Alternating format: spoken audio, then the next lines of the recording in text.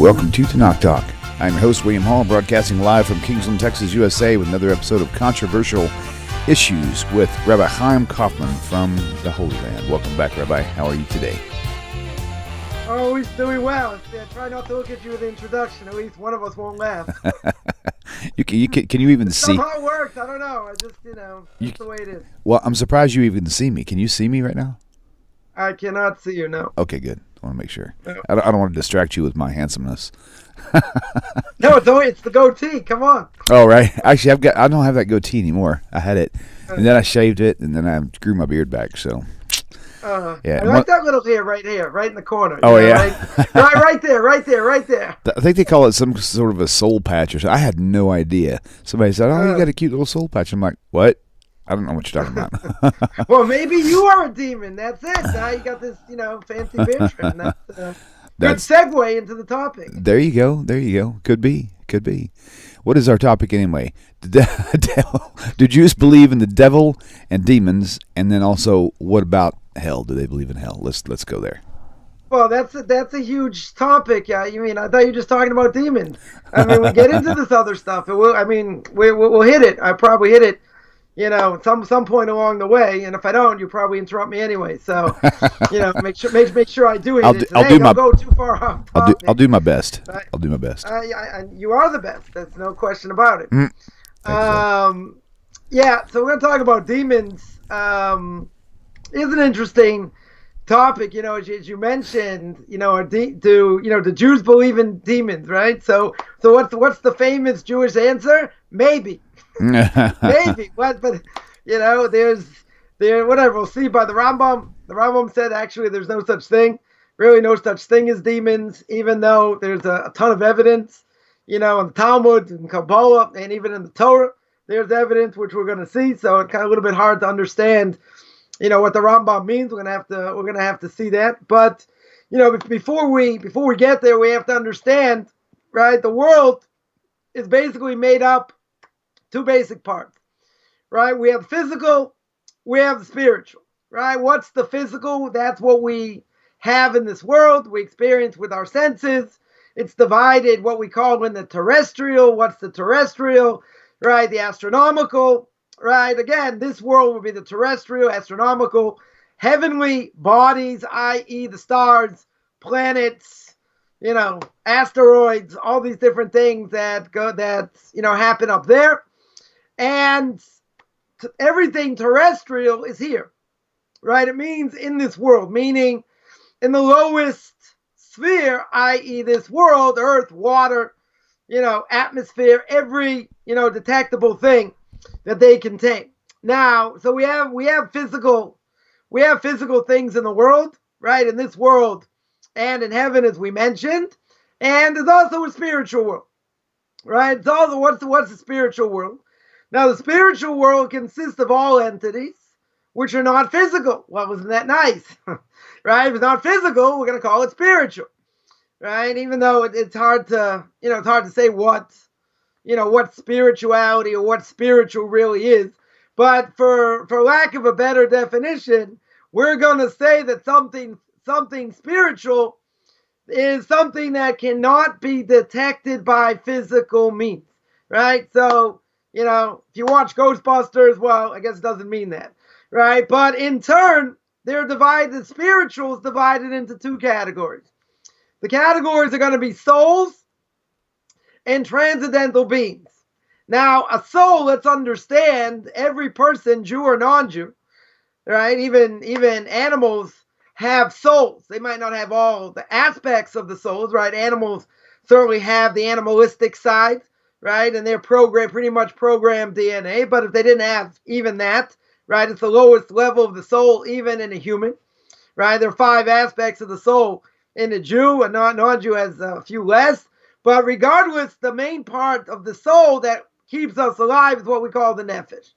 The nefesh is our animalistic side, just like what, we do things like animals do. And the nefesh itself is really like in the blood, and then that connects to other parts of the soul, in higher aspects of the soul. So now how do we know? How do we know that we have a soul? Well, it's pretty simple. That the Torah tells me that in the book of Genesis, God said that he breathed in the spirit of life, right? What is the Aramaic translation? What is the spirit of life? The spirit of life, he calls it a ruach memalelo. What's a ruach memalelo? It's the ability to speak, right? Now, animals also speak, right? Birds chirp, but we don't necessarily understand what they say. There were great rabbis way back when that definitely understood the language of the birds. But the last time I checked, not too many people are playing Dr. Doodle over here, so we don't know what animals say, right, per se. Nonetheless, we have the ability to speak, right? What's the difference between man and animal? Very simple. We have the ability to reason, to make decisions. Now, animals, to a certain extent, can also make decisions. What decisions can they make? They want to eat, they don't want to eat. But basically, the main difference is animals are programmed, right? We have free will. Animals don't necessarily have free will, right? So therefore, that makes us different. 100% makes us different.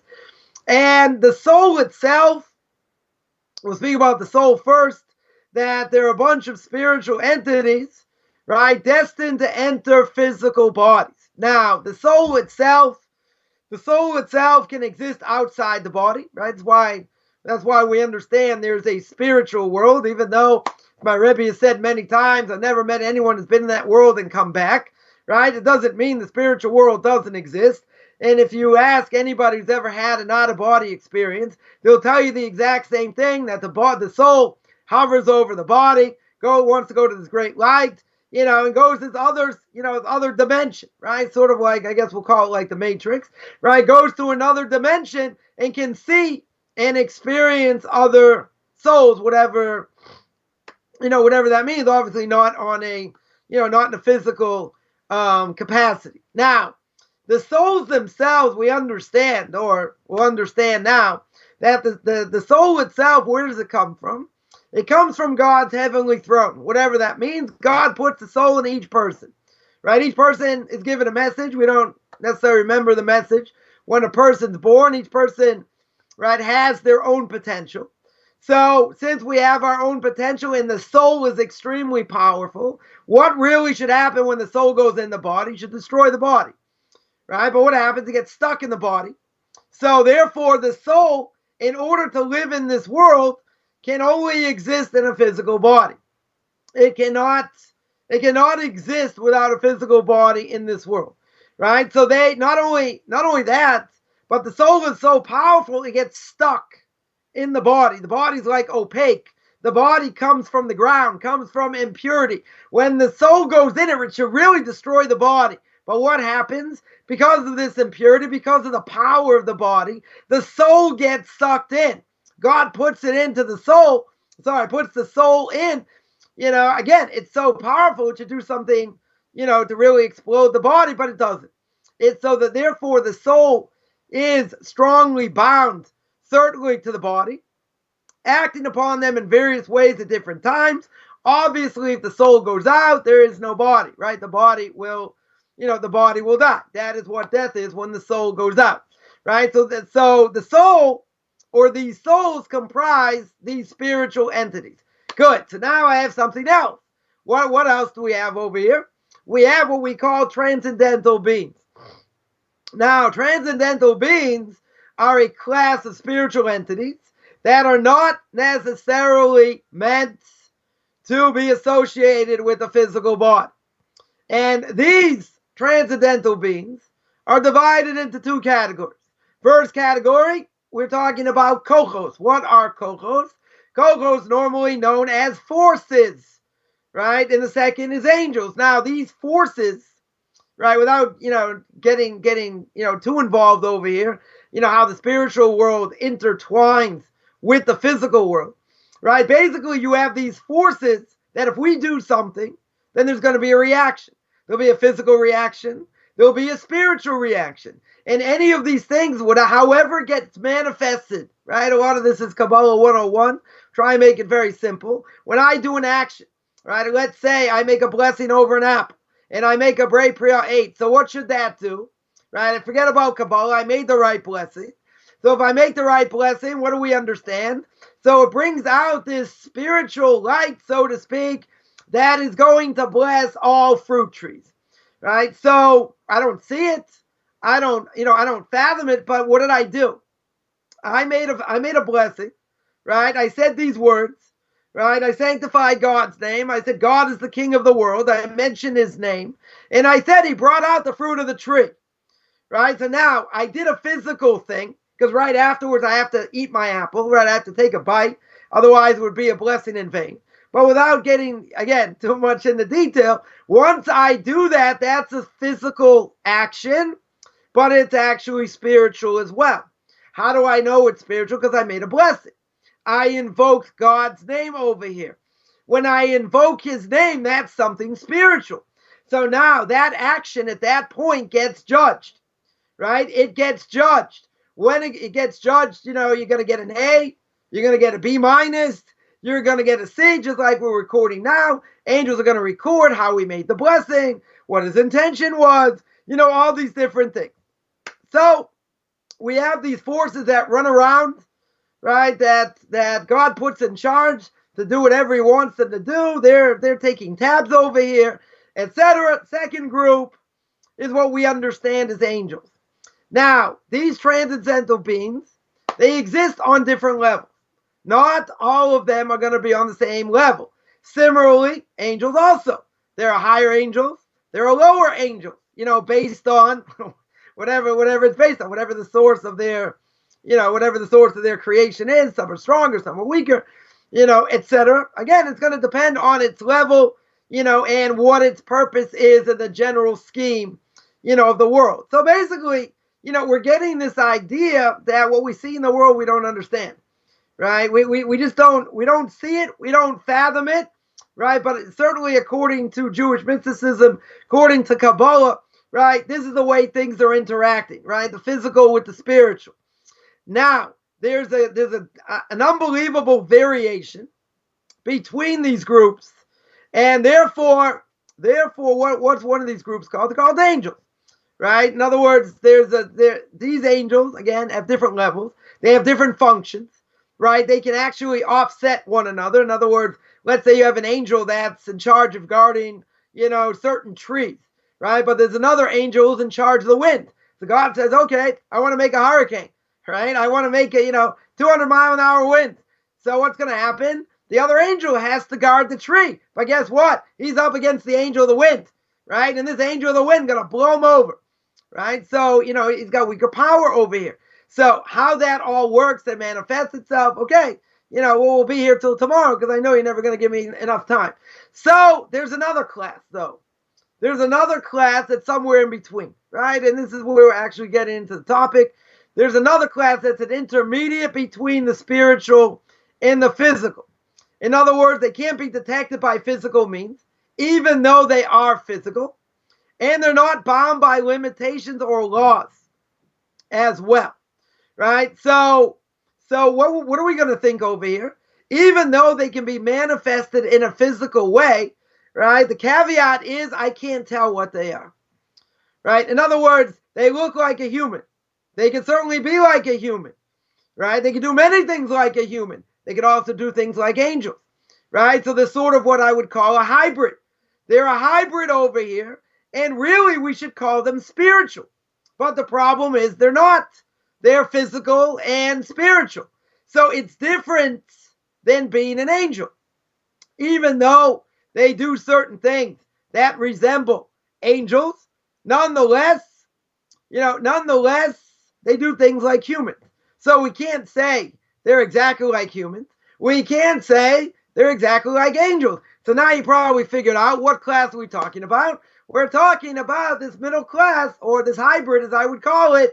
We call them Shadim, right? Shadim, Shindalit. Some people call them Shimdalit because they don't want to say the name, right? But they're known as demons, right? These are demons. Now, they're individual types. Could be that they are a separate species belonging to the general class. Could be there are different levels, etc. So it's interesting. The Talmud tells us, who wants to look it up, Chagiga 16a, speaks about the fact that these demons have characteristics of both humans and of angels. In other words, they procreate like humans. They eat like humans. they also die. They also die as well like humans. On the other hand, they're like angels, right? They have wings, right? Even though we may not see them in this world, right? But they have wings. They fly around, right? They're not necessarily limited per se by the body, which means that they're more like angels, even though they're in the form of a body, right? Because what is the soul over here? What is an angel in general?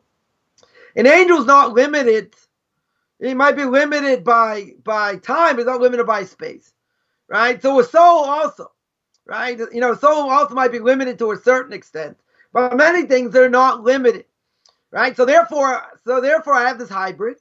I got a hybrid between a human and an angel. They can do both things over here. So very good. So now the question is, okay, we understand there's such a thing that exists. So now we'll go into a little bit more detail. Someone's going to ask, there'll be a Karaite out there, that'll ask, okay, very good. So you're bringing all this stuff from, Kabbalah 101a over here, right? It's all brought down in the book Derech Hashem by the Ramchal. You can look it up there, right? But in general, it's also mentioned in the Torah. Oh, you're going to tell me it's mentioned in the Torah? Where's it mentioned in the Torah? So Deuteronomy chapter 32, verse 17. What does the Torah tell me? It says they would slaughter to demons with power, gods whom they knew not, newcomers recently arrived whom your ancestors did not dread. Right? Seemingly, they slaughtered to demons. Demons had, certain power, right? Sounds like idolatry. You can't worship them, that's for sure. We also see in the book of Psalms, King David, chapter 106, verse 37, says clear, they sacrificed their sons, their daughters to the demons, right? So again, it sounds like these were entities that had, a certain level of power, right? They cannot have their own power per se. They can't just do whatever they want, right? We've spoken about that before, this idea of angels having free will, right? I guess we can get into Mr. S a little bit, about that, but, we have spoken about it. They don't have free will. They can't do what they want. The angel is a messenger. All right, that's all they are. They are messengers. Now, we mentioned before, they could play one off on the other, right? One's guarding the tree, the other's got the power of the wind. Who's going to win, right? So if the wind's that much stronger, the other angel has to give up over here, right? So we have in the Torah, we have in the Psalms. So there are many, many stories that are told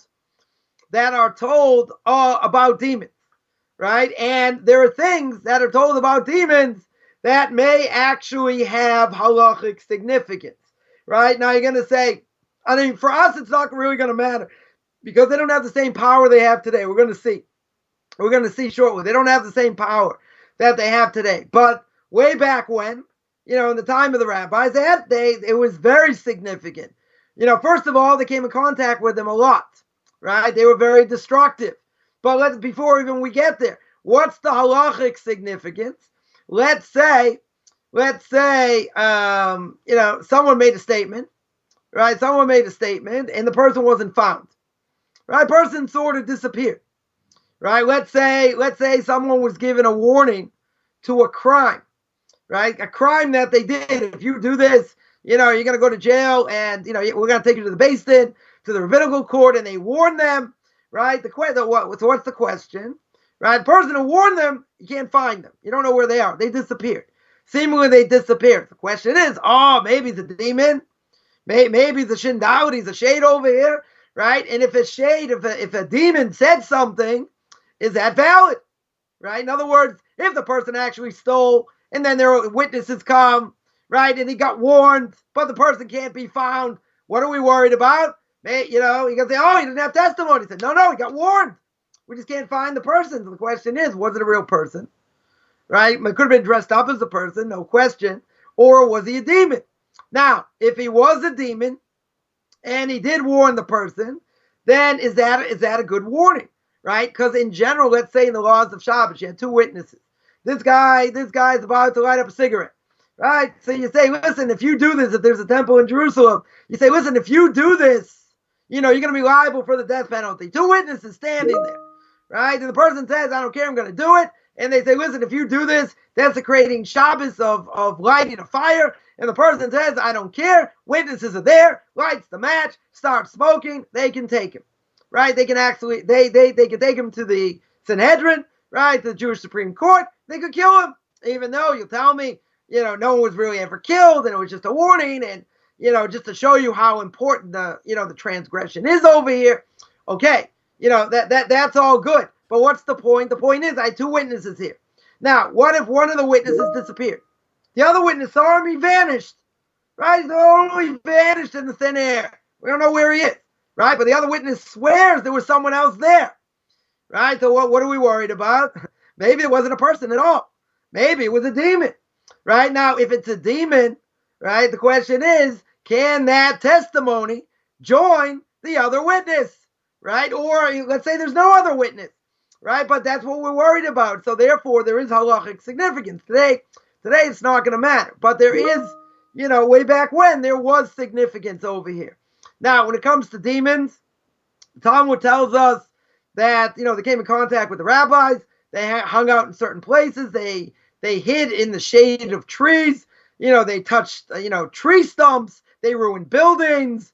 They hung out in graveyards. I mean, it sounds like great bunch of people to hang out with, right? They sometimes were found in people's homes, but the bottom line, they were found in people's homes when they were alone, right? So anyone who wants to sleep home alone, well, maybe you think again after this, right? They drink from rivers and lakes. They can be found at the end of pipes, but the bottom line is they're found in, we'll say, unorthodox places in general, even though they did sometimes come in contact, certainly with the rabbis. Regardless of that, they were destructive, right? They were destructive. The Talmud goes as far to say that if you had the ability, now let this sink in, if you had the ability to see demons, no creature could endure it.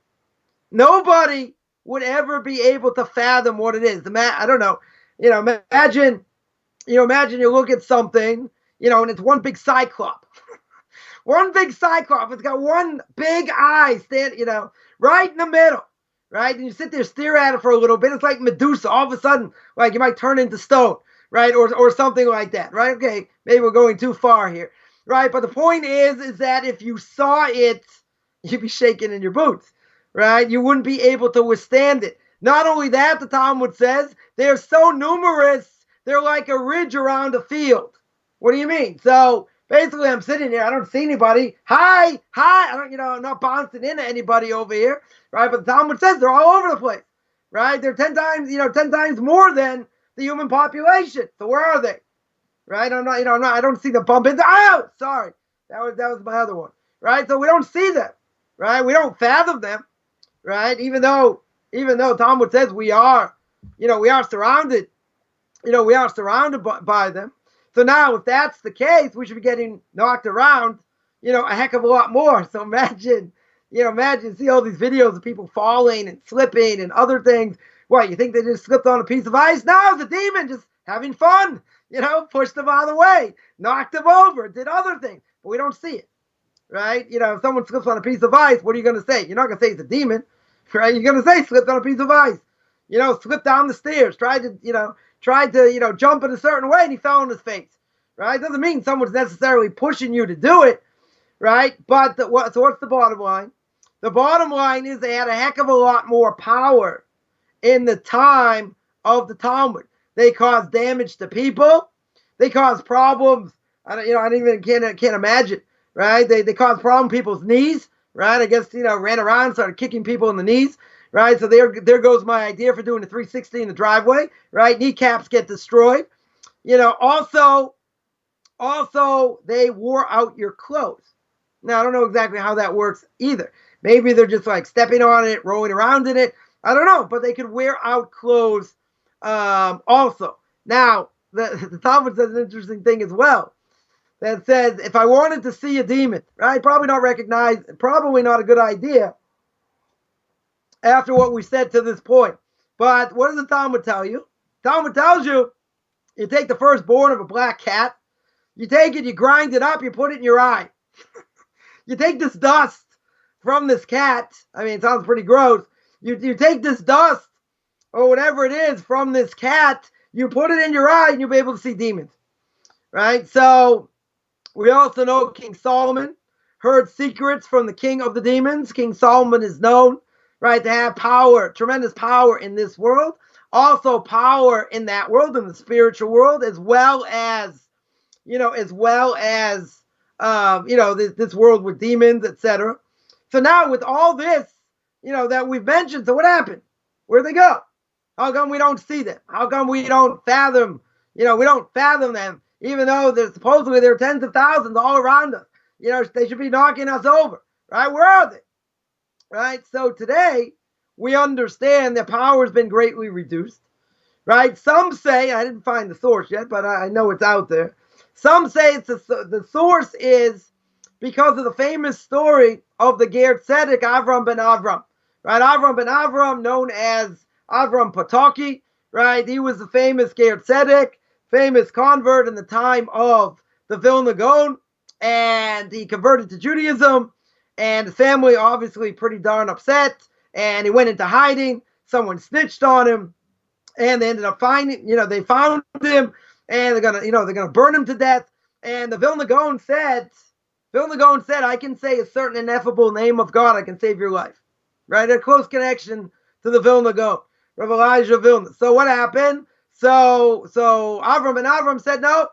He said, this is a decree from heaven, and I'm going to go straight underneath God's heavenly throne, right? My soul's going to go up. Who cares what happens to my body, right? And I'm ready to sanctify God's name. Now, it could have been saved. Now, the whole question, using names of God to save people, I think we've spoken about that as well, right? But we're not going to go down that path. But the point over here is what happened.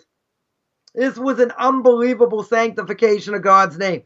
It was so unbelievable that when he was killed and he was burned to death, the entire world shook, right? That was the power, the spiritual power of his soul and what it meant to this world. So some say that the fact that these demons, again, half human, half spiritual, etc., and other forms of sorcery, impurity, etc., they got very much weakened, right, because of his death. In other words, the sanctification of his life brought it to such an extent that we don't see these demons anymore. It weakened their essentially.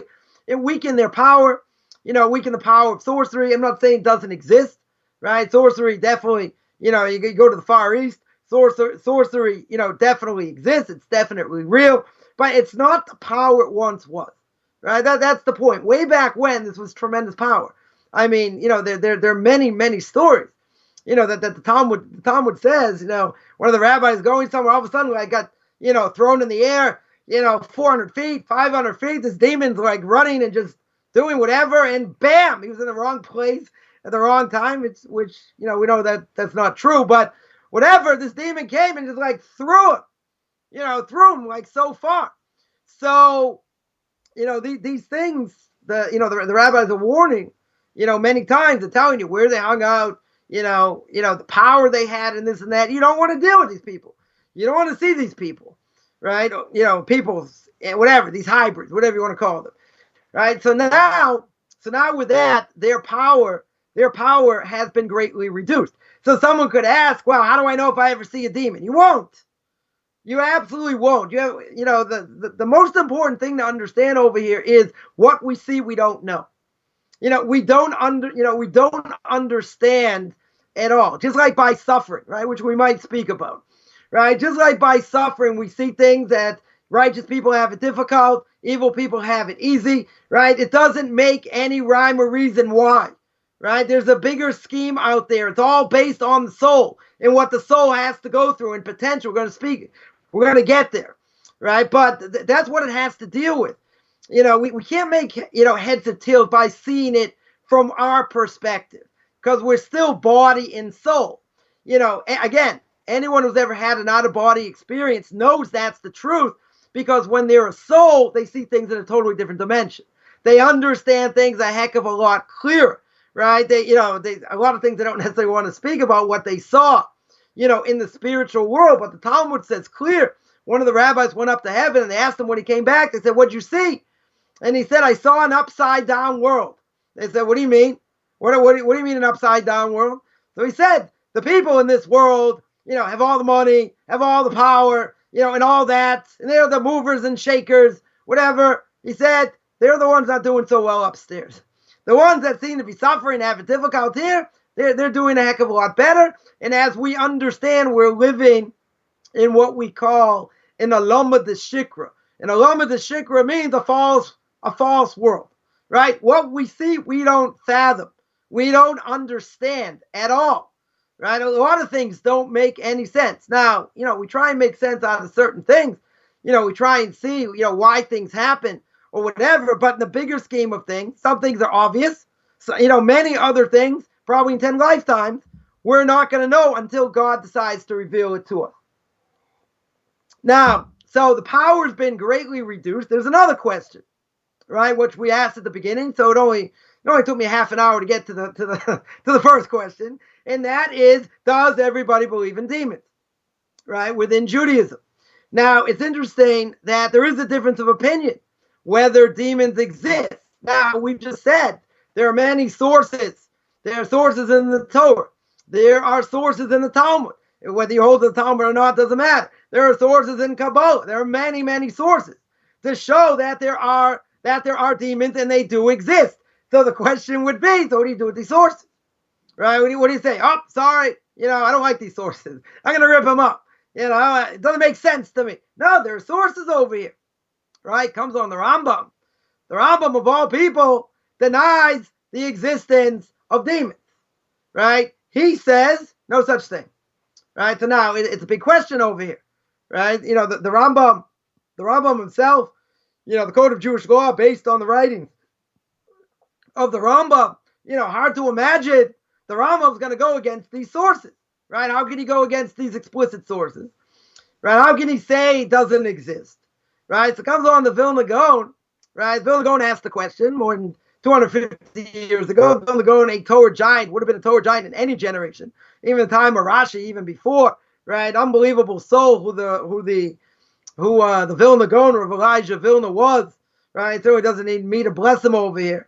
Right? But the Vilna Gaon says a very interesting thing. The Vilna Gaon says, how could the Rambam say no such thing as demons? Got all these sources, right? Comes on the Vilna Gaon and he says, you know what? The Rambam was led astray by philosophy. Because the Rambam learned philosophy. Why did he learn philosophy? He learned non-Jewish philosophy, Plato, Aristotle, right, etc. Why did he learn it? Because there were many, many Jews going astray. They were going astray based on this Jewish philosophy, based on this non-Jewish philosophy. So comes on the Rambam and he wrote a book that probably most people haven't read. Very difficult book to go through. It's a book called The Guide for the Perplexed. Right? It was written in Arabic in a very philosophical language. Then it was translated into Hebrew and then retranslated into English. Probably translated into other languages as well. Right? Not an easy book to go through. Very philosophical book. Also goes through trying to explain why, what's behind all the mitzvahs and what we do. Right? But the Vilna Gaon says, okay, this book, before we get to the Vilna Gaon, this book today, probably no one's going to read it. Right? It's not for this generation. Why? This generation, if Jews are going to go astray, it's not because of Plato and Aristotle. It's not going to be because of science. They're going to say, science, the world's 5 billion years old. How do you answer that? Oh, I got a great book. It's called Genesis, the Big Bang. You want to read it? No. Okay. Sorry. I'm trying over here. They're not interested, right? It's all about desire, right? So it's not about philosophy. There aren't any real philosophers today. But the Rambam wrote this book because there were people in droves. There were Jews in droves leaving Judaism, right? Because of Plato and Aristotle, right? And other non-Jewish, philosophy over there. So comes on the Rambam in his explanation to the Mishnah of Avodah Zarah. There's in a Mishnah of Avodah Zarah, chapter 4, Mishnah 7. Now, what does the Rambam say there? Rambam says, I don't believe in demons. There's no such thing. Right? So again, so what do we do over here? What do we do with all this, all these sources? What does the Rambam say? The Rambam said, oh, these things they're made up, right? It's publicity for the pagans. It's witchcraft, right? It's soothsayers. We don't believe in any of this stuff. None of this stuff has any power, so to speak. So there are commentators that ask the question, okay, we have these other sources. How can we answer for the Rambam, right? How do we answer for the Rambam? So one possible answer, and probably a lot of people are not going to like it, but nonetheless, one answer is, what was the Rambam speaking about? When the Rambam says there's no such thing as demons, he didn't mean demons don't exist, right? To say demons don't exist, I said, well, I got this piece of Talmud. I got another piece of Talmud. I got the Torah. I got the Zohar. So, he's well versed in the Zohar also, right? No question about it. So what are you going to do with all these sources? So no, the Rambam understood there were these spiritual forces, spiritual, physical, hybrid, whatever you want to call them. There were these forces. And why did he say they didn't exist? No, not that they didn't exist, but it's forbidden to speak with demons. That's what it's talking about. Not the fact that demons don't exist, right? But the fact that speaking to demons, using sorcery, right? There are other verses in the Torah to tell me using sorcery is going to be forbidden, right? Even though that's what Abraham gave to the children of Keturah, of Hagar, gave him these sorcery, gave them the names of God to use, for sorcery or whatever, and he sent them to the east. The Torah tells me, where's the east? Far East, right? It's not a coincidence that you have all this stuff going on, right? Certainly in the Far East. So why do I say people aren't going to like this explanation? Because the Rambam says clear, right? We're going to teach how to be a little bit analytical over here, right? Even though we don't normally do that in this show. Nonetheless, the Rambam says, I don't believe in demons. If you don't believe in demons, then how can you spin it and say, no, it's only about speaking to demons? Right? That's really what he meant. It's a little bit hard to say. A little bit hard to say in the Rambam, right? But that is one possible reason, that the Rambam says that these demons, these demons like any other sorcery, right? You're not allowed to use it. Again, you have free will, right? God put it out there. People think, oh, God created evil. God must be evil. It's not evil. Right? The Christians changed that verse in Isaiah chapter 45. They changed that verse, right? What do we say? We say God created good and he created evil. Doesn't mean he's evil. It means he gave people free will, right? If they want to do the right thing, they can do the right thing. If they want to do the wrong thing, okay, right? But the Torah's telling you, I don't want you to do this. Oh, but I can have a lot of power. I could change you into a fish, right? But God doesn't want you to do that. That's going to be forbidden. That's why people don't teach me these things.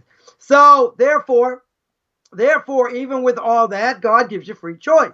The Talmud also says, we mentioned many times, if I go in the right direction, I'm going to get help. God will help me. If I go in the wrong direction, God's not going to stop me, right? Certainly not going to stop me. I have free will. I can choose to do the right thing, choose to do the wrong thing. But then the question is, okay, so why would God put it out there? God would put it out there for one very simple reason. He wants to give us free will, right? We have the choice to go one way or go the other. I could choose the hot potato or I could choose bran. Hot potato, probably, if I put butter and other things, probably going to be unhealthy, right? I eat bran, okay, it's going to be healthy, but I'm not going to enjoy it. Right? I'm certainly not going to enjoy it. Maybe. Depends on what sugar I put in, other things, whatever. Doesn't matter. Point is, I have free choice. If I didn't have free choice, we'd be robots. God already has plenty of robots in this world. He's got trees. He's got flowers. He's got insects. He's got animals. Right? He's got all these things. Right? Man is different because we have the ability to make decisions. We can make good decisions, bad decisions. Can people make really bad decisions and do horrible things? Yes. Could they even murder tens of thousands, millions of people? Yes. Is that what God wants? No, but they have free choice. Right? They have free choice. So back to our demons without going too far off. And that is what happens, right? It's an interesting thing, right? So we mentioned, question whether, everyone agrees there are demons or not. What if a person denies the fact there are demons? Doesn't believe in demons, right? So an interesting philosophical question. If they don't believe in demons, does that make them a heretic? Now, where would be the first place I would check to see if that would be true? So I look at the Rambam's 13 principles. 13 tenets, 13 principles, right? And see if believing in demons is crucial to being a Jew, right? And seemingly doesn't make the list, right? There's resurrection of the dead you got to believe in. There's believing in the Messiah. God has the right to reward and punish, right? God is absolute. He doesn't change, right? It's either my way or the highway, right? You have to believe in the prophecy of Moshe Rabbeinu and in the prophets. Torah hasn't changed. This doesn't come up, right? In other words, if a person doesn't believe in any one of the 13 principles, that means they lose their status of a Jew unless they repent. Every single Jew has to believe in them. The person says, no, I don't believe in resurrection of the dead. He's out. Doesn't matter what he knows. Doesn't matter what he doesn't know. Doesn't matter if he grew up as a potato farmer in Idaho. No offense. Anyone who's a potato farmer grew up in Idaho. Doesn't matter how ignorant the person is. If you deny a basic tenet of Judaism, unless you repent, you're out. Right? 100%. You're going to be out. Now, denying demons and saying demons don't exist, that's not on the list. Right? Seemingly doesn't make the list. Right? So therefore, if someone didn't necessarily believe in demons, or they think, oh, it's far-fetched, it's, heebie-jeebies or whatever, right? That does not necessarily make them, it doesn't make them a heretic, right? Someone would say, well, how can I explain the Talmud? Maybe the parables, right? There certainly could be parables. Some say maybe there's things that they saw. Maybe they didn't know what they saw, right? So, so again, today, it doesn't really affect us, in any real way. Why? Because they don't have the power, right? They certainly don't have the power as they used to, right? But we'll tell one interesting story. This is a mind-boggling story about, you're talking in the time of Esther, right? Esther and Mordechai, who just finished Purim, a few weeks ago. So in Tractate Megillah, which speaks about the book of Esther and explains all the things that happened in the story of Purim, there's a major question. The question is that really we understand Esther's married to Mordechai. If Esther's really married to Mordechai, how can she be with the king? She's not allowed to be with the king. It's one of the 3 cardinal sins every Jew has to give up their life for. Anytime, any place, right? Immorality. One of them is immorality. One of them is murder. One of them is idolatry. See, I knew that. In any case, she has to give up her life. She's not allowed to be with Achashverosh, right? So why doesn't she die? Why doesn't she give up her life over here, right? If she's really married to Mordechai. So there are a few different explanations. But the Ben Ish Chai was known as, he gave many sermons in Baghdad more than 100 years ago. And he wrote probably 70, 80 books. One of the books that he wrote were on the homiletic texts in the Torah, meaning Agadah, which are mainly, stories or, stories, events, Musar things, that the Talmud tells us, which it could take you either 5 minutes or 5 years to really understand what's going on. By the Ben Ish Chai, that's what he's known as, because that's in the books that he wrote. So the Ben Ish Chai wrote a major commentary called the Ben Yoyada on these homiletic interpretations. Right? So anytime I come across one of these pieces of Talmud, it's one of the first things I look up, and it's either, like I said, you understand it in 5 minutes, or it's Kabbalah. Right? Nothing in between. So we'll cut to the chase. What happens? What happened over here? She's not allowed to be with Achashverosh. Esther herself has to give up her life. She has to give up her life. How can she be with the king? What did she do? Unbelievable thing. What did she do? So every time the king wanted to be with her, right? What did she do? She created a demon that looked exactly like her, right? So she created an exact image of herself, right? With this demon. This demon, Achashverosh, the dimwit, didn't know any different, right? So this dimwit's taking the second queen over here, so to speak, and she goes back to Mordechai, right? So every time he wanted to be with her, right? So she created a demon. Now, the question the Ben Ish Chai asked, which we're not going to get into, but the question the Ben Ish Chai asked is, okay, I understand. Anytime the king wanted to be with her, so she made these demons. So how'd she get back? Right? In other words, if she went to be with Mordechai and disappeared, when Achashverosh is done, and they're done being together, so how does she come back without him knowing she's gone? Right? So he goes through hoops. I mean, it's an unbelievable thing, right? Trying to understand exactly, what she does and how she does it in order to get back, and how she returned, right? But the point is today, okay, today we don't see this, we don't fathom it, right? But that was a ramification. Now you're only talking a few thousand years ago, right? That this event happened. So again, so you got another 600-700 years before that power gets weakened, seemingly gets weakened over here. Regardless of that, that's just an interesting thing. So the other question is, okay, if they're half angel, half human, do they essentially have free will? Right now, someone's going to ask the question. I get this question all the time. People have nothing better to ask either about the end of days, right? Because that's a favorite topic among ex-Christians. Or it's, what about the Nephilim? The Nephilim in the book of Genesis, right? Who were the Nephilim? They were angels. They were angels. They said, oh, if you were to put us in human bodies, we would never sin. Look what your humankind did. You have to wipe out mankind. We never would have done that. God says, oh, yeah, I'll make you a bet, right? I'll make you a bet that you're wrong. Yeah, they said, okay, we'll take the bet. Go ahead. Stick us in a body, see what's going to happen, right? So what happened? God says, fine. Sticks them in bodies, right? He puts the souls in these bodies, right? These giants or whatever they were, right? They go down to earth. What happens? They sinned. They sinned with women, right? They could live in Victorian England in this world. Not going to happen, right? People say, oh, you see, look at angels. These angels fell. They fell. Now, that's the question over here, right? It's a good question, though, right? The angel this angel that's in the body, right? That's in the body right now. How do I look at it? Is it human or is it angelic? Right? Now, I have to say that it's probably more human, right? Because if it wasn't more human, then what am I going to say?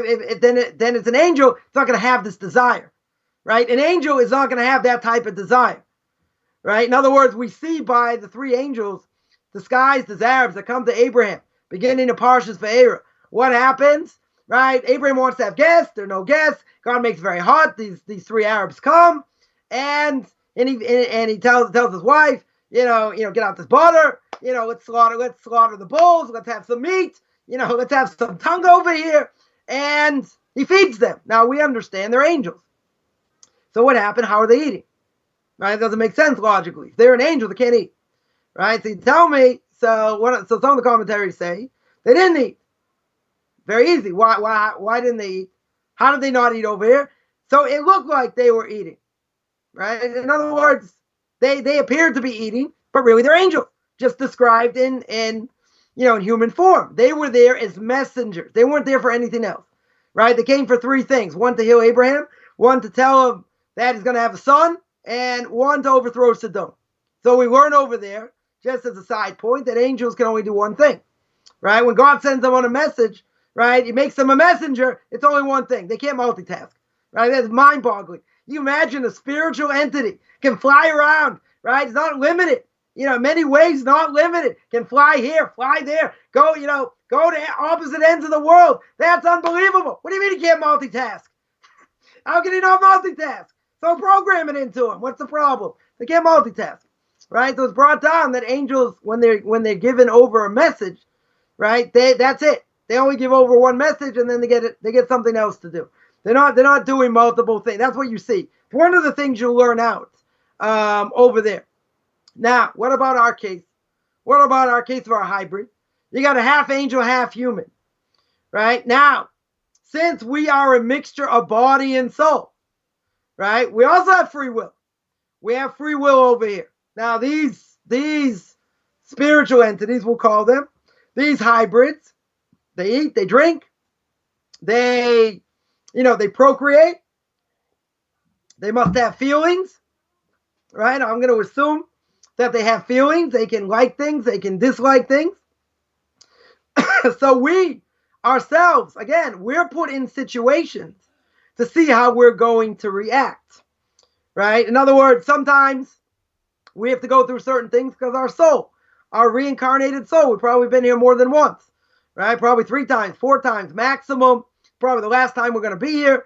And our soul is here for a message, to do whatever we're supposed to fix up, whatever that is. So there are things that, you transgress Coffman 614 commandment, don't be stupid. Okay, there are repercussions.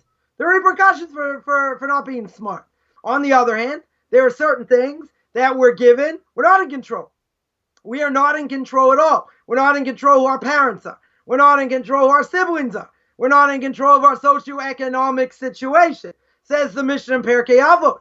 Says in Ethics of Our Fathers, we're born against our will. We die against our will, and we have to live. There are many, many things. Everyone thinks I have the most amount of free will. It's not true. It's absolutely not true.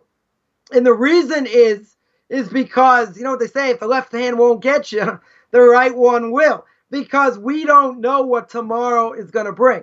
We have no idea, right? The story, a horrific story. I know of somebody that this woman, just finished paying off her mortgage. Was all excited, was texting one of her kids, and all of a sudden looked up, hit another car, right? Happened to kill his friend of mine's father, right? I mean, can't make sense out of that. The only thing we can say is, okay, that was their time to go. This person was the conduit to do it. Fine. But, nobody knows what tomorrow is going to bring. That's why the Mishnah says, in Ethics of Our Fathers, that a person has to repent the day before you die because you don't know what tomorrow is going to bring, right? But that means you got to repent every day because, again, who knows, what's going to be. So there are many things that seemingly, are out of our control. Because even with livelihood, some people have it easier, some people have it more difficult. Even with all that, we could multitask, we could retrain, we could do this, we could do that. And if God doesn't want you to be successful, you won't be, right? We have to put our best foot forward. I don't think there's any question about that. But we're put in many, many different situations to see how we're going to react. So what does that have to do with demons? What does that have to do with a hybrid over here? You're right, he's half an angel, right? But he also seemingly has free will. Because even though he's got that angelic side, right, he's human. Right? He's, maybe looks like a cyborg, but we can't tell. Right? We'll go back to those Schwarzenegger movies. Terminator. Right? Maybe he looks like a Terminator. I don't know. Right? We don't know what Terminators look like in this world. But it doesn't really matter. The point is that they should also have free will. Right? To a certain extent. The same thing we can say by these quote unquote fallen angels. Because if they were really purely angels, they are not going to have desire for women. I mean, that should make obvious sense, right? They have no needs. They have no desires, angels, right? They don't eat. They don't drink. They don't do anything. That's why they say Moshe Rabbeinu went up and he got the Torah. He was up there 40 days, 40 nights. He was like an angel. He didn't need to be sustained with food. He was purely spiritual at that point, whatever that means. But that being said, so we can't say that these angels, where people are going to say, oh, they're fallen angels. How are they fallen over here? They go into the body controls them. If you tell me they are just a spiritual entity, and they're a spiritual entity flying around this and that, and then they make any decision they want, they decide to do whatever they want, that's a different issue, right? But we don't see that. Christians see that because they misinterpret the verse, or let's say better, they reword it. They reward it to say that there's another entity.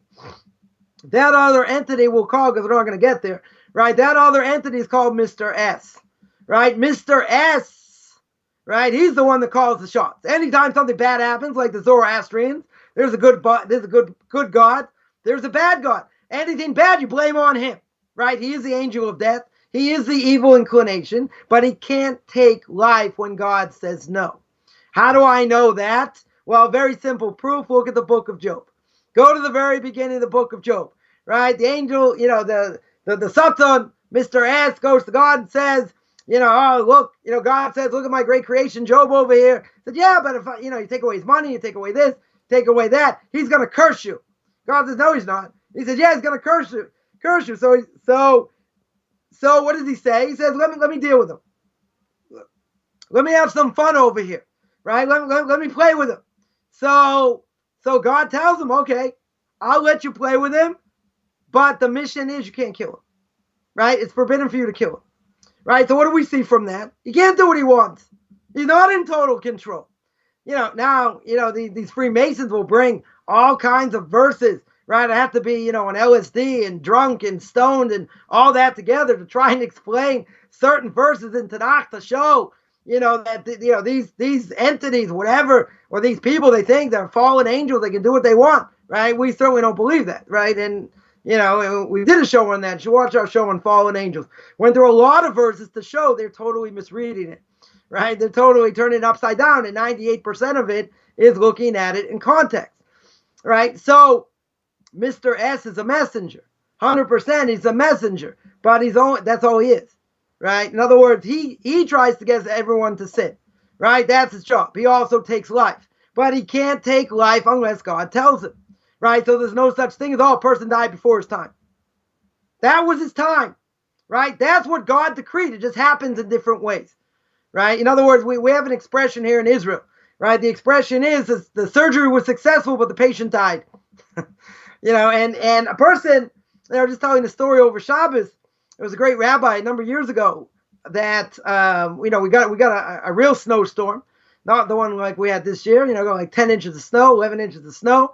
And so one day he slipped on ice and did something to his knee, and he had to have surgery on his knee, and he was in the hospital, and then all of a sudden he collapsed and he died.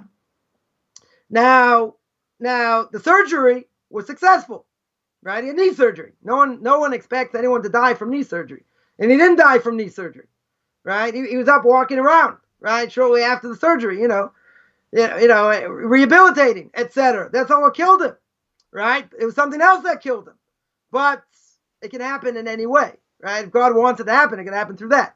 It can happen through other things, but nothing ever happens before someone's time, right? Because that's why you have to come on to reincarnation. I know we're not going to get there, right? But that's when people die young, it's not a punishment, right? We'll just throw this out there. If a child is born mentally challenged, right, gets leukemia, gets cancer, or whatever the case is, autism, whatever it is, it cannot be a punishment for the child. How do I know it can't be a punishment for the child? Because the person's only punished at the age of 13, right, or 12 for a girl up to the age of 20, right? That's when a person gets punished for sins that they do. So if that's the case, a child underage, that can't be punishment for that. In other words, according to the Torah, they're not going to get punished for that. They may get punished, the parents, let's say, a child breaks a window, throws the ball, breaks the window.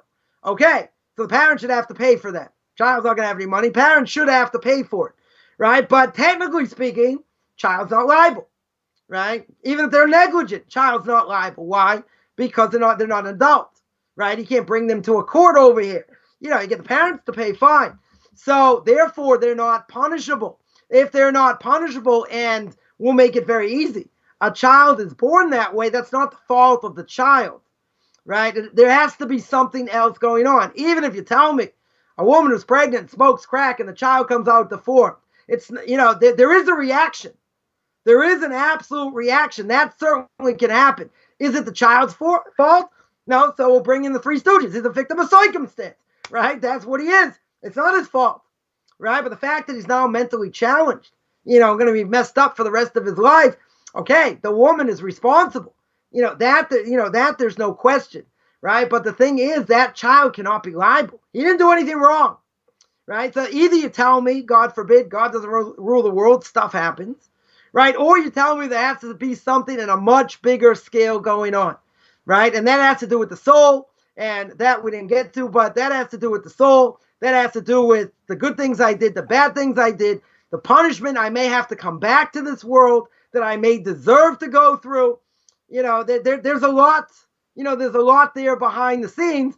But again, since my name isn't Singer, you're not going to let me go on. So I'm going to nip it here in the bud. Could be, we'll speak about debooks and exorcism and what a debook is. Like a soul goes into another soul, another body, right? And how that happens and why that happens. That's again, that's not going to take up a whole show, but we'll get into that as well. We should definitely have there's a lot there to speak about. Yeah, we should definitely do another show, I think, because I think there's a lot more. I don't know how deep you got into the discussion of hell, but that's. I didn't get that. I only mentioned Mr. S a little bit. Gotcha. I was going to get into hell, but that's going to tie in with everything with everything else, because you probably thought, what's he going to speak about demons? He doesn't have enough time. Right. I'll give all the time. He's never going to finish it. So what we'll do, we'll just make this either a 2 or 3 part a show then, and let you wrap it up here. But you also need to touch base on last week's show before you close. One thing I wanted to mention is, we mentioned about people having children, a guy having children. So I was misquoted. I just want to state the record, make it clear. First, before Rabbi, because there's some viewers that wasn't tuning in last week, they don't know what the topics and stuff was. So the topic. So the topic was about if a person neuters themselves, or a guy neuters themselves and he can't have children, right? Or he can only marry, let's say, somebody he can't marry a Jew. He's forbidden to marry a Jew, right? But the way it came out was that what if a person's married for 10 years, let's say like Abraham, he's married for 10 years, doesn't have kids, right? Can he get divorced? Really, he could get divorced. Most people probably won't get divorced, but he could get divorced. So what happens if he doesn't have kids? Now, I did not say, let's make clear, I did not say that, okay, he doesn't have kids, he has to go out and have kids, right? It's better, certainly, to do that. He's not obligated. He's certainly not obligated to have kids. It's like any other mitzvah that they didn't do, right? If I didn't put on tefillin today, if in 2 weeks I didn't eat 35 pounds of matzah in 25 seconds and whistle Dixie, I didn't do the mitzvah, right? Now, do I have to go out there and do it? If I didn't do it, I didn't do it, right? And, if I can't do it, I can't do it, right? But the obligation is to have a boy and a girl, right? Certainly for a Jew, if you had three boys, okay, I didn't fulfill that obligation, right? Certainly, if a person's wife died, it is brought down, should get married, try and have more kids, and all that. But he can choose not to as well. And even if they didn't have kids, how far does it have to go? And again, I didn't say, wow, he has to go out and do whatever he can to have kids. I didn't say that, right? I just wanted to make that clear, that if someone didn't do the mitzvah, they didn't do it, right? And that the question's going to be, okay, they didn't do the mitzvah, do they have to, go so far to do it? And that's not necessarily true. Very good. All right. Well, that's definitely going to wrap us up for this week. So you guys are going to be looking forward next week, and also the weekend of the 20th. Don't forget the weekend of the 20th. I'm going to be completely out of pocket. Family reunion weekend, so no shows that weekend. And the weekend following, we've got the whole thing with Passover and such. So it's going to be so we may not be affected. That Monday shouldn't be an issue for me. So okay. I don't know. We'll see. Okay, cool. We'll see where it goes. But the Sunday shows would be for sure. So all right. Well, good deal. Good deal, guys. Don't forget. I'm going to learn by next week how to turn everybody into a frog, so don't tune in. That's funny. Don't do it. I'm telling you, don't do it. You've been warned. There you go. So y'all be sure, if you haven't subscribed to the YouTube channel, do so, but you also need to turn on the notification bell. And yes, there's another option even when turning on the notification bell. You can select everything or select, bits and pieces, or just let you know. I'm not sure, but just you want to turn on all notifications. Does it ding? Does the bell ding? It technically doesn't, but it could, I guess. It's not like you've got mail. Mind. Okay, ding, ding. There you go. There you go. That's the plug. Sign up. What a great show. That's funny. All right, guys. Y'all have a great week, and we'll see you next time, okay? Peace out.